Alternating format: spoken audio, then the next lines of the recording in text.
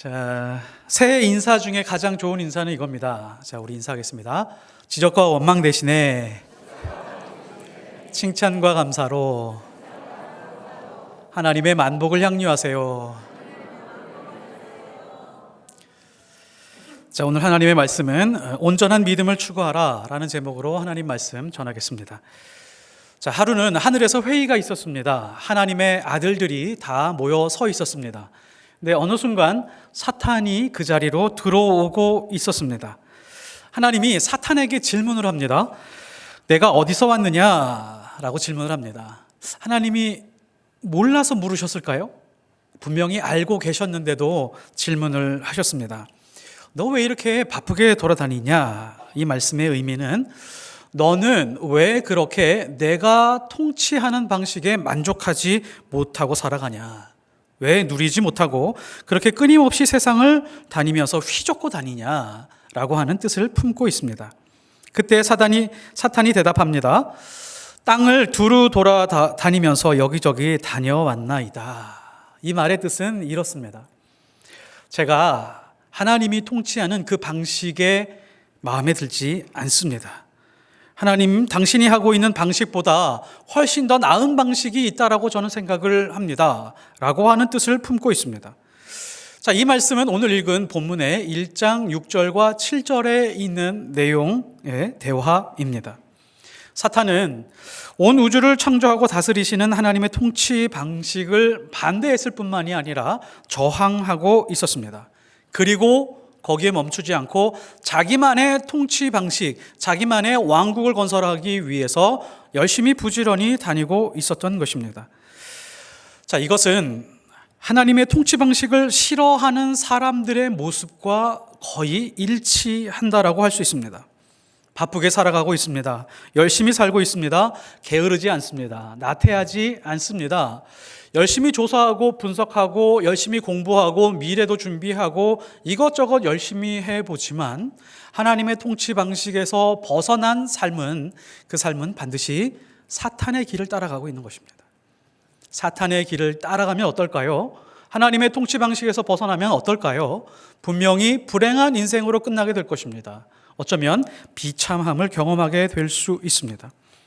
이렇게 대화를 하면서 하나님은 사탄과 대화를 하면서 욥이라고 하는 사람을 등장을 시킵니다. 8절에 갑자기 욥에 대해서 설명을 하시는데요. 내가 내 종 욥을 주의하여 보았느냐? 그와 같이 온전하고 정직하여 하나님을 경외하며 악에서 떠난 자는 세상에 없느니라. 악에서 떠난 자는 없느니라. 무슨 뜻일까요? 악이 통치하는 방식에서 벗어나 있으면서 하나님이 통치하는 방식을 충분히 만족하고 누리고 살아가고 있는 삶이 바로 욥이다라고 하는 말씀이죠. 세상에 그 누구보다 하나님과 긴밀하게 잘 연결되어 있는 사람이고 세상에 존재하는 모든 악과 가장 잘 끊어져 있는 그런 사람이다라고 하나님께서 자신 있게 소개하고 있는 것이죠. 사탄이 자존심이 상했습니다. 그래서 사탄이 하나님께 확신을 가지고 대답을 합니다. 이 대답을 한번 잘 살펴보니까 사탄도 욥을 잘 살펴보았더라고요. 네, 잘 살펴보았습니다. 어찌 까닭 없이 하나님을 경외할 수 있을까요? 세상에요, 까닭 없이 이유 없이 하나님을 경외하는 사람은 없습니다. 이유가 있기 때문입니다. 조건이 충족되어 있기 때문입니다. 무언가 채울 수 있는 기대가 있기 때문이죠. 하나님을 섬긴다고요? 그럴 리가 없습니다.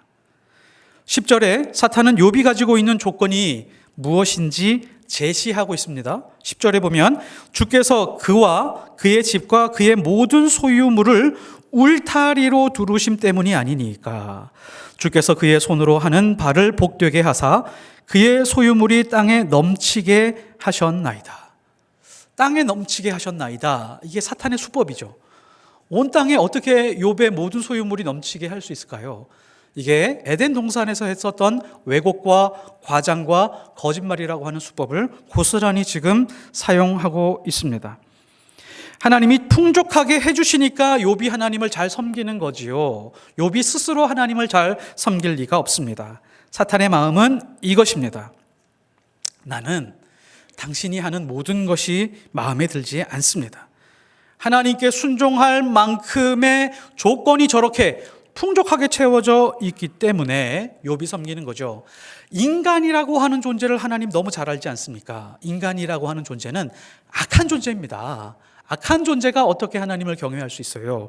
조건이 충족되었을 뿐만이 아니라 하나님께 바라는 그 무엇이 있는데 그 바라는 그 무엇이 잘 채워지면 하나님을 잘 섬기는 것입니다. 욥은 이런 조건이 충족되었기 때문에 하나님이 평가하시는 온전하고 정직한 사람이 되었을 뿐입니다. 만일에 저 조건을 제거하면 욥은 아마 당신을 욕할걸요. 이게 11절입니다. 이제 주의 손을 펴서 그의 모든 소유물을 치소서. 그리하시면 틀림없이 주를 향하여 욕하지 않겠나이까. 이것이 사탄이 이해하고 있는 범위입니다. 사탄이 이해하고 불평하는 범위가 어디 있죠? 울타리와 소유물에 있었습니다. 울타리와 소유물이라고 하는 그 조건에 있었습니다. 그 조건이 충족되었기 때문입니다. 그런데 하나님은 맞받아치시죠. 하나님은 자신이 있으셨습니다. 욥은 절대로 사탄 네가 이해하고 있는 그 조건의 범위 안에서 욥이 살아가고 있는 그런 존재가 아니야 라고 하는 자신감이 있으셨습니다. 하나님이 이해하고 하나님이 통치하는 방식 안에 살아가는 사람이지 네가 이해하고 있는 그 범위 안에 욥은 속하지 않았어. 그래서 하나님은 욥이라고 하는 존재를 누군가에게 드러내고 싶으셨습니다. 그래서 말씀에 기록해 두신 거죠. 사탄 앞에서 그리고 온 세상 사람들 앞에서 보여주고 있습니다. 그리고 욥에게 허용을 합니다. 네가 말하고 있는 그 모든 조건을 다 한번 제거해봐라. 그러면 정말 욥의 상태가 어떠한지 알 수 있을 거야 라고 하는 것이 하나님의 심정이었고 자신감이었습니다. 우리는 하나님이 창조주라는 것을 믿습니다. 하나님이 우리를 사랑하셔서 예수님을 보내주시고 십자가에 못 박으셨다는 사실을 알고 있습니다. 그런 신앙을 가지고 있지만 그런 신앙으로 우리는 우리 인생의 조건을 채우기 위해서 발버둥 칠 때가 많이 있습니다. 기도와 말씀이 있습니다. 놀라운 능력이죠. 기도의 능력이 있고 말씀의 능력이 있습니다. 기도와 말씀의 능력을 가지고 내 인생의 조건들을 채워갈 때가 많이 있죠. 하나님, 좋은 직장에 보내주십시오. 좋은 대학에 보내주십시오. 사업이 잘 되게 해주십시오. 좋습니다. 이게 나쁜 것은 아닙니다. 그런데 간혹 우리의 마음 속에서 조건이 기도와 말씀보다도 훨씬 더 크다면 그 신앙은 가짜일 가능성이 있습니다. 이 조건이 채워지지 않고 있을 때 기도가 사라지고 혹은 이 조건이 충분히 채워지고 난 다음에 기도의 필요성을 느끼지 못할 때라고 하는 것은 이것은 그 신앙이 온전하지 못한다라고 하는 것이죠. 하나님을 사랑하는 것이 언제 확인이 되죠? 지금 여기서 보여주고 있는 인생의 어떠한 조건들이 사라졌음에도 불구하고 우리의 기도와 말씀 생활에 혹은 하나님을 사랑하는 마음에 조금의 영향도 미치지 않았을 때, 그때 우리는 하나님을 사랑한다라고 하는 것을 알 수가 있습니다. 성경에 어떤 책도요, 어떤 사람의 성품을 먼저 설명하고 시작하는 책은 없습니다. 어떤 인물을 등장시킬 때, 어떤 책에서 한 사람의 인물을 소개할 때 꼭 역사적인 배경이나 혹은 사건이나 족보를 먼저 설명하고 사람을 등장시키지, 욥기처럼 어떤 존재인지 어떤 성품을 가지고 있는지를 먼저 설명하는 책은 욥이 유일합니다. 하나님이 욥이 어떤 존재인지를 알려주고 싶으신 마음이 먼저 있으셨던 거죠. 단 하나, 우스 땅에 살고 있었다. 그 지역이 지금 어딘지 잘 모릅니다. 어디에 사는지가 중요하지 않다. 욥이라고 하는 존재가 어떤 존재인지를 하나님께서 우리에게 알려주고 싶으셨던 것입니다. 왜냐하면 욥이라고 하는 사람의 존재가 어떤 성품을 가지고 있는지, 어떤 신앙을 가지고 있는지가 훨씬 더 중요하기 때문입니다. 더구나 하나님이 성경에서 직접 한 사람에 대해서 이 사람의 성품이 어떠한지에 대해서 직접 설명해 준 사람도 욥이 거의 유일할 정도입니다. 욥은 어떤 사람이죠? 1장에서 욥은 이렇게 시작합니다. 온전한 사람이라고 분명하게 이야기를 합니다. 1장 1절에서 보면 제3자가 이 욥기를 기록한 저자가 욥에 대해서 평가를 하고 있는 것 같지만 절대로 그렇지 않습니다. 하나님이 직접 설명한 거예요. 1장 8절에 다시 한번 읽으면 그와 같이 온전하고 정직하여 하나님을 경외하며 악에서 떠난 자는 세상에 없느니라. 하나님이 직접 설명한 것입니다. 하나님이 직접 평가를 내리고 있습니다. 그러므로 욥기는 하나님이 온전하고 정직하다는 설명을 하면서 시작한 유일한 인물이라고 할 수 있습니다. 여기에서 온전하다라고 하는 의미가 무엇인지 굉장히 중요합니다. 왜냐하면 성경 전체, 욥기 전체에서 욥을 평가하는 굉장히 중요한 용어가 온전이라고 하는 단어이기 때문에 그렇습니다. 자, 이게 어느 상황에서 어느 배경에서 온전히 놓여 있느냐가 정확한 의미를 설명해 주고 있는데요. 예를 들면 불교에서 온전하다라고 하면 어떤 의미의 온전일까요? 불교에서 온전은 해탈을 의미합니다. 인간의 속세적인 모든 속박으로부터 벗어나서 자유롭게 되는 상태, 인간의 근본적인 아집으로부터 해방된 상태, 이것을 불교에서 온전이라고 말할 수 있을 겁니다. 근데 기독교에서 말하는 온전과는 완전히 다르겠죠. 이슬람에서 온전이라고 말하면 어떤 의미일까요? 이슬람이라고 하는 단어 그 뜻 자체가 복종이라고 하는 단어예요. 그래서 이슬람이라고 하는 것은 거기서 나오는 온전이라고 하면 알라에게 완전히 복종한 상태, 이것을 온전이다라고 말할 수 있습니다. 그러면 기독교에서 말하고 있는 온전과 성경에서 말하고 있는 이 욥을 통해서 하나님께서 우리에게 보여주시는 온전의 의미는 무엇인지 오늘 말씀을 통해서 우리가 분명하게 깨달을 수가 있습니다. 자, 여기서 오해하지 말아야 될 것이 하나가 있습니다. 무엇이 온전이라고 하는 의미가 아닌지부터 짚고 넘어가야 됩니다. 온전이라고 하는 의미는 완벽하다라고 하는 의미가 아닙니다. 죄가 없다라고 하는 것 혹은 의인이다라고 하는 말이 아닙니다. 왜냐하면 로마서 3장 10절에 모든 사람이 죄인이다, 의인은 없나니 하나도 없다라고 말하고 있기 때문에 이 욥이라고 하는 단어와 욥이라고 하는 사람과 이 3장 10절의 말씀이 충돌을 일으키거든요. 그래서 죄 없는 사람, 완벽한 사람을 의미하는 것이 아닙니다. 그리고 하나님도 그렇게 평가를 하셨습니다. 욥기 38장에 보면 여호와 하나님이 폭풍 가운데 등장하셔서 욥에게 하신 말씀이 이 말씀입니다. 무지한 말로 생각을 어둡게 하는 자가 누구냐? 욥이 완전한 인간이 아니다라고 하나님께서도 평가하고 있습니다. 그러니까 욥을 설명하고 있는 온전이다라고 하는 것은 욥이 살아가는 상황 속에서 욥의 행동과 태도를 통해서 드러나는 의미의 온전이다라고 말할 수 있습니다. 자, 그렇다면 우리는 욥이 처한 상황에서 어떻게 온전함이 드러나는지 살펴볼 수가 있는데요.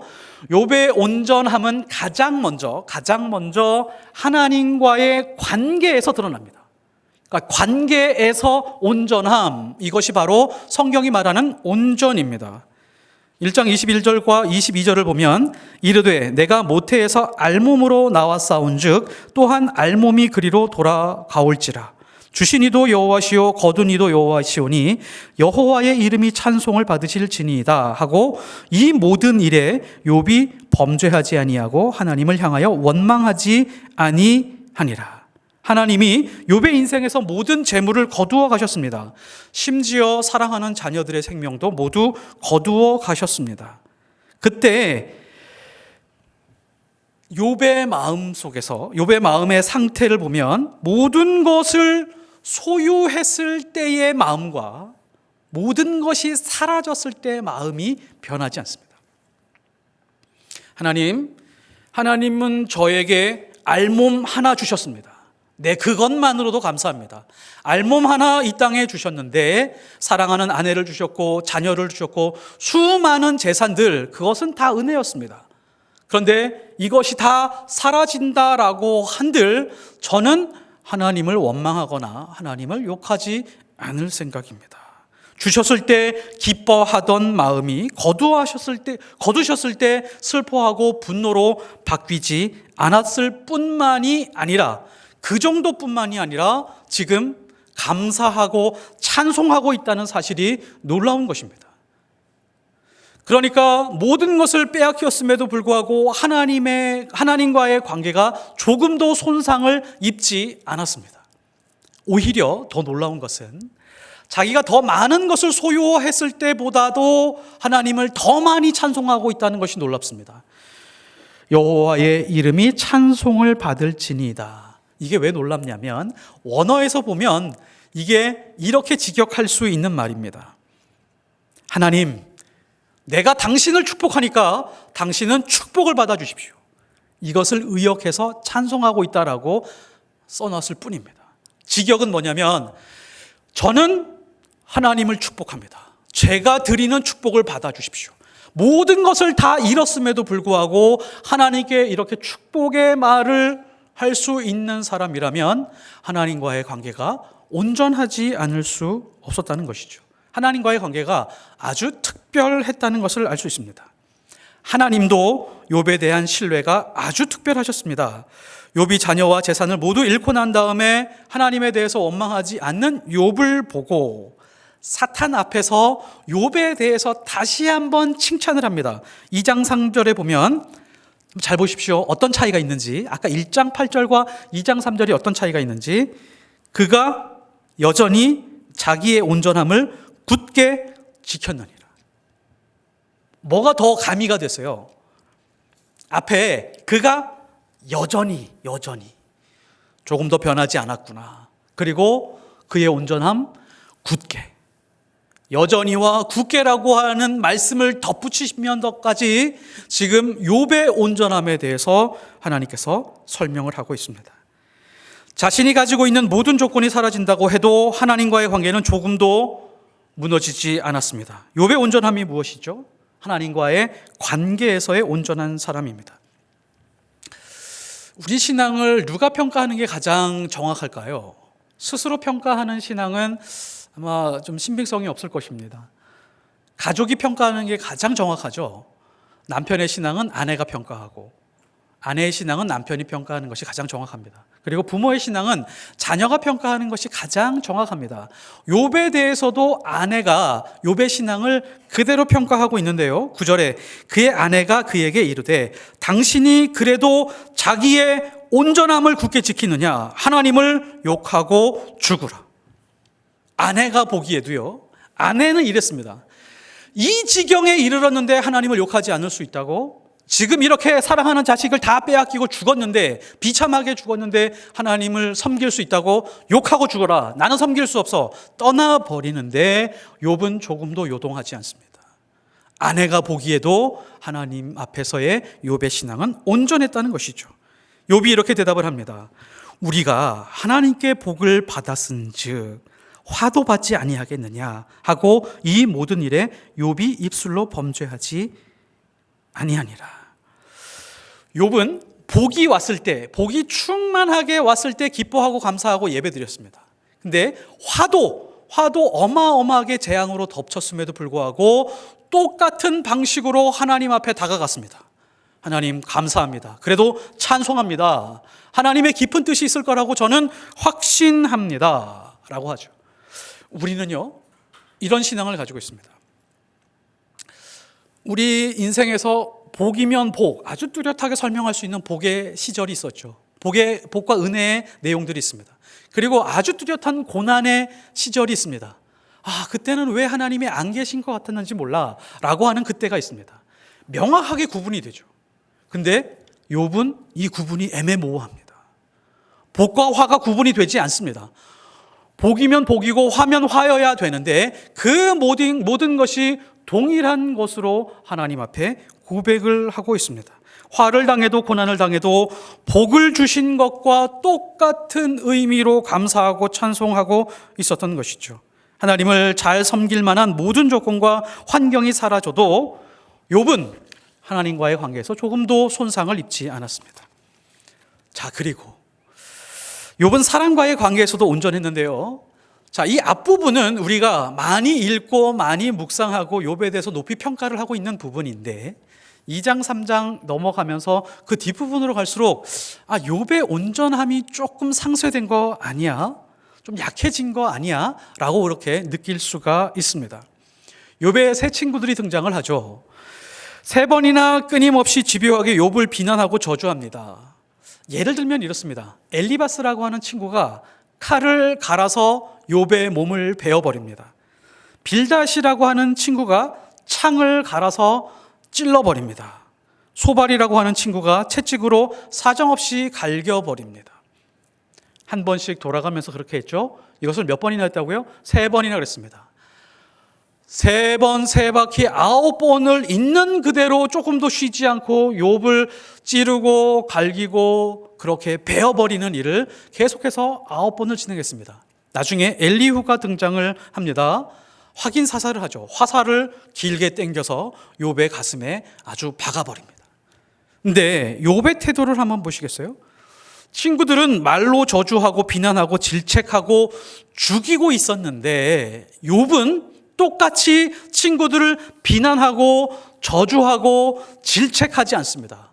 눈에는 눈으로 혹은 이에는 이로 똑같이 보복하지 않고 있다는 것을 우리는 분명히 압니다. 욥은 10번이나 저주를 당했습니다. 욥은 10번이나 찔림을 당하고 배임을 당하고 채찍질을 당했지만 조금도 되돌려 줄 마음이 없었습니다. 우리는 어떨까요? 우리는 이 상황에 놓이면 어떨까요? 우리라기보다는 저라면 분노로 부들부들 떨었을 것입니다. 한순간도 친구들 앞에서 제정신으로 서 있을 수 없었을 것입니다. 친구 너희들 난 더 이상 보고 싶지 않으니까 내 눈앞에 나타나지 마 그랬을 텐데 2번, 3번 고스란히 친구들이 처음부터 끝까지 말할 때까지 기다려주고 다 들어줍니다. 이 10번의 과정이 끝나면 분명히 공황장애가 오거나 우울증이 오거나 정신착란이 일어났을 텐데 나는 그런 존재지, 나는 죄인이지, 나는 쓸데없는 존재지 그렇게 자기 자신도 스스로 찌를 수 있는 상황에 맞닥뜨렸을 텐데 조금도 욥은 자신의 온전함을 잃지 않습니다. 거기다가 친구들과의 관계에서도 손상을 입히지 않으려고 애쓰고 있는 모습을 볼 수 있습니다. 사랑과의 관계에서도 온전함을 잃지 않는 것이죠. 저주와 비난이 계속돼도 그 관계만큼은 손상을 입히려고 하지 않는 노력을 합니다. 욥기 27장 5절에 보면 나는 결코 너희를 옳다 하지 아니하겠고 너희가 말하고 있는 것은 옳지 않다.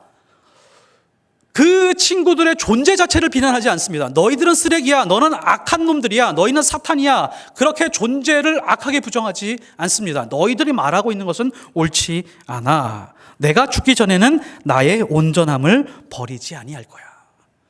온전함에 대해서 이야기를 하죠. 그리고 욥이 마지막으로 대답하는 그 구절도 있습니다.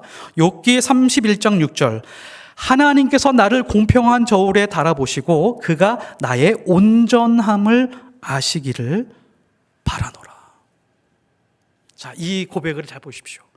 친구들과 이야기를 하면서도 온전한 관계를 유지하기 위해서 애를 쓰고 있는 모습, 그리고 하나님과의 관계에서도 온전한 관계를 유지하려고 하는 이 욥의 끊임없는 노력이 굉장히 아름답습니다. 골로새서 3장 23절에 보면 무슨 일을 하든지 마음을 다하여 주께 하듯 하고 사람에게 하듯 하지 말라. 욥을 두고 설명한 게 아닌가 할 정도로 자기를 비난하고 저주하는 사람들 앞에서 자기가 할 수 있는 범위 안에서 최대한 죽게 하듯 하려고 하는 그런 모습을 가지고 있었습니다. 욥이 바로 그런 사람이었습니다. 가장 먼저는 소유와 조건에 상관없이 하나님과의 관계에서 온전했던 사람입니다. 그리고 또 하나는 비난과 공격과 저주에 상관없이 사람과의 관계에서 온전한 관계를 유지하기 위해서 애썼던 사람입니다. 그래서 욥기 42장 10절에 보면 욥이 그의 친구들을 위하여 기도할 때 여호와께서 욥의 공경을 돌이키시고 여호와께서 욥에게 이전 모든 소유보다 갑절이나 주신지라. 우리는 앙금이 남잖아요. 누가 나를 공격했으면 10년 전에 나에게 상처 준 사람이 있으면 내가 보복하지 않더라도 누군가 보복해 주기를 원합니다. 저놈의 인간 가다가 버스에 치여라 라고 하는 생각 한 번씩 해보신 적 있으시죠? 저만 그랬나요? 죄송합니다. 그런 마음 품고 살아갑니다. 그런데 욥은 그렇게 하지 않았습니다. 기도했습니다. 뭐라고 기도했을까요? 축복 기도했을 겁니다. 하나님, 저의 친구들, 사랑하는 저의 친구들이 아직 하나님의 사랑에 대해서 잘 모르고 있는 것 같습니다. 하나님의 사랑을 충분히 깨닫게 해주십시오 라고 축복 기도해 주셨을 것입니다. 그러니까 이 기도를 들으시고 하나님께서 너무 기쁘셨었는지 그때 그 이전보다도 갑절의 축복을 부어주시는 장면을 볼 수 있습니다. 너는 사람을 대할 때도 하나님을 대하는 것처럼 그렇게 대하고 있는 사람이구나. 너무 기쁘다 라고 하면서 더 많은 축복을 부어주신 장면을 볼 수 있습니다. 자, 마지막으로 가장 중요한 것이 있습니다. 1장과 2장에서 보면서 욥이 온전했다라고 하는 것을 알 수 있습니다. 친구들을 만나가는 과정도 우리가 한번 살펴봤습니다. 자, 그러면 1장과 2장에서 하나님은 욥이 온전했다, 정직했다, 악을 떠난 자다라고 이렇게 설명을 했는데, 그러면 마지막에 넘어가면서 마지막에서 하나님께서는 어떻게 평가하셨을까가 굉장히 중요합니다. 어떻게 평가하셨을까요? 똑같이 온전하다라고 말씀을 하셨을까요? 똑같이 정직한 사람이다. 야, 너 그래도 좀 부족한 것 같다 라고 그렇게 말씀을 하셨을까요? 어떤 손님들이 집에 오면 가장 좋은 곳으로 대접하시죠. 그렇지 않으세요? 가장 깨끗한 그릇, 가장 예쁜 그릇, 그리고 가장 좋은 숟가락, 이런 거로 좋은 음식으로 대접을 하죠. 특별한 손님이라고 하는 의미입니다. 당신이 이곳에 오신 것에 대해서 너무 감사하고 기쁩니다. 축복합니다. 라고 하는 의미가 있죠. 집안에 500년 동안 내려오는, 대대로 내려오는 가보가 있습니다. 조선시대부터 내려오는 막 가보가 있는데, 그 가보를 아무나한테 보여줄까요? 특별한 사람에게 보여주겠죠. 나라에서 아주 높은 지위에 있는 사람이 집에 왔는데, 저희 집에 이러한 아주 가보가 있습니다. 이걸 보여주죠. 어린아이들에게 아무나에게 보여주지 않습니다. 소중하고 귀중한 것을 보여준다는 의미는 뭐죠? 내가 너를 귀하게 생각을 한다라고 하는 의미입니다. 38장, 39장, 40장에 보면 하나님이 욥에게 보여주는 것이 있죠. 무엇을 보여주시죠? 온 우주 천지 만물에 있는 하나님이 심혈을 기울여서 창조했었던 창조의 작품을 보여주십니다. 어떤 예술관에 가면 큐레이터들이 그 예술에 대해서 잘 설명해 주잖아요. 귀한 손님들이 있을수록 전문가가 나와서 잘 설명해 줍니다. 하나님은 38장, 39장, 40장을 넘어가면서 온 우주에 있는 모든 것을 보여주면서 해설사가 해설하듯이 하나하나 설명해 주면서 욥에게 보여줍니다. 왜 그러셨을까요? 이렇게 설명 한번 해보도록 하겠습니다. 하나님이 어떻게 보여주셨냐면, 하나님이 마우스로 하늘을 더블 클릭하는 거예요. 하늘을 더블 클릭하니까 하늘이 펼쳐집니다. 그리고 새벽별이 등장을 하고 세상의 온 모든 우주의 별들이 떠오르기 시작을 합니다. 그리고 이 별들이 궤도를 가지고 돌아가고 있는데 그 모든 궤도를 볼 수 있게 해줍니다. 바다를 더블 클릭을 합니다. 바다를 더블 클릭하니까 바닷속 깊은 곳에 있는 바다의 샘을 보여줍니다. 고대에는 바닷속 깊은 곳을 볼 수 있는 힘이 있었을까요? 그렇지 않습니다. 바닷속 깊은 곳의 샘 같은 것을 보여주기 시작을 하고 그 위로 올라오면서 바닷속 안에 있는 모든 생물들을 하나하나 보여주기 시작을 합니다. 이게 웬일이죠? 아담에게 보여주는 것처럼 보여줍니다. 그리고 땅을 더블 클릭합니다. 땅을 더블 클릭하니까 땅의 기초가 나옵니다. 기초를 보여주시고, 땅 위에 있는 사자와 까마귀와 들나귀와 들소와 타조와 매와 독수리와 공룡만한 베헤못과 리어 야단을 모두 보여줍니다. 그러면서 조금씩 설명을 덧붙여요. 아마 저는 이렇게 생각을 합니다. 하나님이 이 모든 우주 창조 만물들을 하나하나 보여주는데 하나님이 자세하게 설명을 하지 않았는데 욥은 마치 자세하게 설명해 주신 것처럼 모든 것이 다 습득이 되는 거예요. 마치 아담이 한 번 보고 이름을 붙였었던 것처럼 욥이 그런 감정으로 지금 우주 만물을 보고 있었을 것입니다. 왜 그랬을까요? 하나님이 왜 보여주셨을까요? 자세한 설명은 나와 있지는 않지만 이유가 있었습니다. 하나님이 욥에게 보여주신 것은 이런 뜻입니다. 이 온 우주 만물에 있는 모든 것들과 너는 다르다. 지금 내 눈앞에 있는 너는 내 앞에 있는 자고 내 옆에 있는 자고 내 마음 깊은 곳에 있는 자다. 그리고 온 우주 만물에 있는 이 모든 것을 바꾼다고 해도 너와 바꾸지 않겠다. 세상에서 나는 너를 가장 사랑한다. 이것이 하나님이 그 작품을 보여주신 이유입니다. 마치 욥 한 사람을 위해서 준비한 창조물인 것처럼 보여주죠. 욥이 그 장면에서 두려움을 느꼈을까요? 아니요. 온 우주 창조 만물을 보면서 하나님의 사랑을 충만하게 경험을 했을 것입니다. 온 우주를 다 채우고 다함이 없는 하나님의 그 충만한 사랑을 온몸으로 느꼈을 것입니다. 그리고 고백을 합니다. 내가 주께 대하여 귀로 듣기만 하였사오나 이제는 눈으로 주를 배움나이다. 무슨 뜻이죠? 눈으로 무엇을 봤다고요? 눈으로 주님을 보았대요. 실제로 주님을 보았을까요? 아니요. 주님의 무한하신 그 사랑을 보게 되었다는 겁니다. 하나님의 사랑이 이만큼 컸군요. 우리가 사랑을 고백할 때 이러잖아요. 얼만큼 사랑해? 하늘만큼 땅만큼 사랑해. 하나님이 그만큼 사랑하고 있다는 것을 욥에게 보여주었습니다. 사랑하면 알게 되고 알게 되면 보이나니 그때 보이는 것은 예전과 같지 아니하나니라는 말이 있습니다. 욥에게는 들리면서 동시에 보이는 것이 있었습니다. 욥의 인생에서 놓치지 말아야 될 것이 있습니다. 우리는 욥하면 고난이다라고 하는 명사로 아예 묶어버립니다. 자, 오늘 말씀 전체를 잘 보면 욥의 인생에서 욥만큼, 그러니까 전 세상에 있는 사람들 중에서 욥만큼 고난을 당한 사람이 있을까? 고난의 크기가 굉장히 크죠. 누구도 감당하지 못합니다.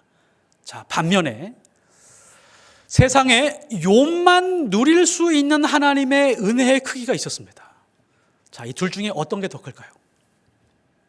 우리가 상식적으로 생각했을 때 욥의 고난이 훨씬 클 것 같지만 하나님이 보여주신 그 사랑의 크기에 비하면 욥의 고난은 굉장히 작아집니다.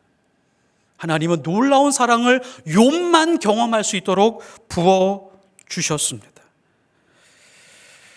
욥은 왜 고난을 당했는지, 어떠한 원인으로 고난을 당했는지 성경은 무슨 잘못을 했는지에 대해서 설명하는 것을 거부합니다. 그런 것을 설명해 놓고 있지 않습니다. 왜 욥이 도대체 무슨 잘못을 했길래 이렇게 지독한 고난을 당했어야 돼? 라는 질문을 할 수 있지만 그런 설명을 성경에서는 해주지 않습니다. 왜일까요?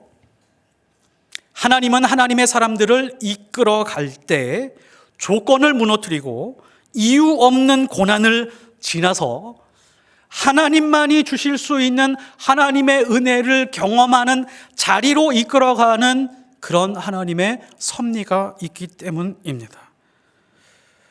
하나님이 사랑하는 사람들에게 특별하게 주시는 그런 방법이고 하나님의 통치 방식입니다. 이 과정을 지나보지 않은 사람은 알지 못합니다. 하나님의 사람들이 잘못하지 않았는데 당하는 고난들이 반드시 있습니다. 하나님의 자녀들에게는 선택의 여지가 없는 과정이기도 합니다. 이것은 하나님이 경험하게 하시고자 하는 자리에 가게 하기 위해서 지나야 되는, 통과해야 되는 그런 터널과 같은 것입니다.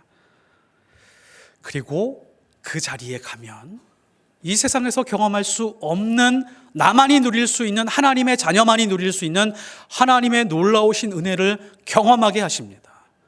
자, 우리는 고난을 생각하면서 이런 생각을 합니다. 고진감래. 혹은 고난 속에서 하나님께서 축복을 숨겨놓으셔서, 보물을 숨겨놓으셔서 라는 그런 말로 위로를 받습니다. 아니요. 그 정도 수준보다 훨씬 더 높은 것입니다. 보물, 눈에 보이는 것, 이런 것이 아니라 하나님만이 주실 수 있는, 하나님이 나에게 주실 수 있는 놀라운 사랑과 그 은혜를 경험하게 하기 위한 것입니다. 예수님의 고난이 그와 같았습니다. 잘못해서 당한 고난이 아니었습니다. 잘못하지 않았는데도 고난을 당하셨습니다. 그런데 그 고난을 어떻게 이겨내실 수 있으셨죠? 하나님도 피하시고 예수님도 피하고 싶으셨습니다. 미루고 싶으셨습니다. 거두어 갔으면 좋겠다라는 생각을 했습니다. 그런데 어떻게 감당할 수 있었죠? 사랑 때문에 감당할 수 있었습니다. 사랑하는 사람이 있을 때, 사랑하는 가족이 있을 때 내가 잘못하지 않았는데도 내가 감당합니다. 부모가 그렇죠. 엄마가 그렇습니다. 아빠가 그렇습니다. 이 자식들만 아니었으면 내가 감당하지 않았을 텐데, 그리고 내가 감당할 수 없었을 텐데, 하나님이 보내주신 이 사랑하는 자식들 때문에 내가 감당할 수 없는 수준의 고난도 충분히 감내하고 눈물 흘리며 누군가 알아주지 않아도 지금까지 버텨서 살아올 수 있었던 이유가 바로 이것이죠. 사랑 때문입니다. 내가 잘못해서 당하는 고난이 아니었습니다. 사랑하는 사람이 있었기 때문에 당하는 고난을 내 고난처럼 당하면서 살아오셨던 분들이 바로 엄마고 아빠입니다. 그 똑같은 사랑을 하나님이 하셨고 예수님이 하셨습니다. 그리고 그 다음에 우리에게 넘겨주셨죠. 너희도 잘못은 하지 않았지만 누군가 대신 사랑하기 때문에 당하는 고난 속에서 눈물을 흘리며 기도할 수 있으면 좋겠다. 하나님은 하나님의 통치 방식을 욥의 인생을 통해서 보여주시고자 하셨습니다. 성경 전체를 보시면 아시겠지만 웬만하면 하나님은 하나님 스스로를 보여주시지 않습니다. 하나님 스스로를 나타내시지 않습니다. 자신을 드러내는 방식을 잘 사용하지 않습니다. 언제나 하나님은 사람을 통해서 하나님을 드러내는 방식을 사용하시기를 좋아하십니다. 무슨 말이죠? 저와 여러분을 부르신 이유는, 선택하시는 이유는 우리의 모든 행동, 모든 삶, 모든 인생, 말과 행동, 모든 것을 통틀어서 우리를 통해서 하나님을 나타내기 원하시기 때문에 선택하고 부르신 것입니다. 어떤 조건이나 안정적인 상태가 사라진다라고 할지라도 온전한 모습으로 믿음으로 살아가기 원하는 하나님의 뜻이 있습니다. 그 사람이 바로 욥이었죠. 모든 조건이 사라졌지만 욥은 관계가 깨지지 않았습니다. 이유가 있습니다. 하나님을 사랑했기 때문입니다. 우리는 하나님과의 관계에서 어떤 조건 때문에 신앙이 깊어지고 어떤 조건 때문에 신앙이 좋아졌다면 가짜입니다. 조건이 사라지면 관계가 깨지는 것, 이것은 가짜라고 하는 것이죠. 하나님과의 관계는 까닭 없이, 이유 없이, 조건 없이입니다. 사탄이 이해할 수 없었죠. 왜요? 사탄은 모든 지혜와 능력과 아름다움을 가지고 있었지만 단 하나 없었습니다. 사랑이 없었죠.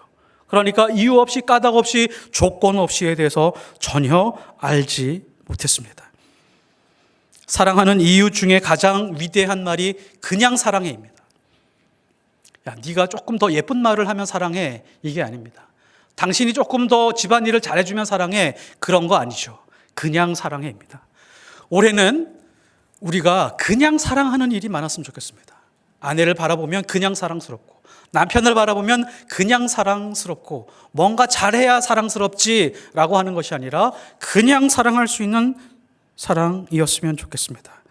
그리고 어떤 비난과 저주가 있더라도 하나님을 대하듯 사람을 대할 수 있는 것, 이것이 바로 하나님 앞에서의 온전함입니다. 이것이 순금 같은 신앙이죠. 욥기서 23장 10절, 그러나 내가 가는 길을 그가 아시나니 그가 나를 단련하신 후에는 내가 순금같이 되어 나아오리라. 내가 가는 길을 그가 아시나니, 우리는 하나님이 인도하시는 길에 대해서 이렇게 생각을 합니다. 결국에는 분명히 가나안 땅으로 우리를 인도해 주실 거야. 푸른 초장으로 인도해 주실 거야. 쉴만한 물가로 인도해 주실 거야. 라는 기대를 가지고 신앙생활을 합니다. 그런데 하나님은 어떠한 인생으로 우리를 이끌어 가시느냐? 바로 이것입니다.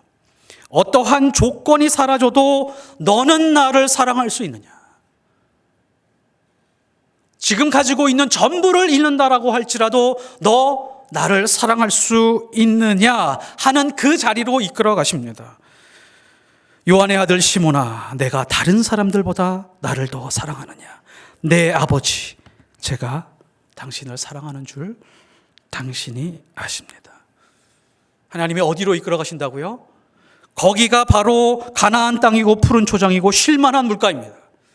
나에게 주어진 모든 것이 사라진다라고 할지라도 하나님을 사랑합니다. 당신을 사랑합니다. 라고 하는 그 자리가 가나안 땅이고 푸른 초장이고 쉴만한 물가입니다. 이것이 욥의 온전함이었습니다. 우리도 이러한 온전한 믿음을 추구하며 하나님 앞에서 복을 누리는 하나님의 사람들이 되시기를 예수 그리스도의 이름으로 축복합니다. 기도하겠습니다. 하나님, 우리가 때로는 연약하기 때문에, 조건 때문에 기뻐하고 조건이 사라지면 슬퍼하며 이렇게 온전하지 못한 모습으로 살아갔던 적이 많이 있습니다. 욥의 온전함을 배우게 하옵소서. 누군가 나를 핍박하면 나도 똑같이 핍박하고 저주하면 나도 똑같이 저주했었던 그런 온전하지 못한 신앙으로 살아갈 때가 많이 있었습니다. 욥처럼 하나님과의 관계가 온전하고 사람과의 관계에서도 주께 대하듯 대하는 그런 사람 되게 하옵소서. 그래서 하나님께서 이끌어 가시는, 인도하시는 푸른 초장 쉴만한 물가에서 하나님과 사랑하며 이 땅에서 온전한 신앙으로 살게 하옵소서. 예수 그리스도의 이름으로 기도드렸사옵나이다. 아멘.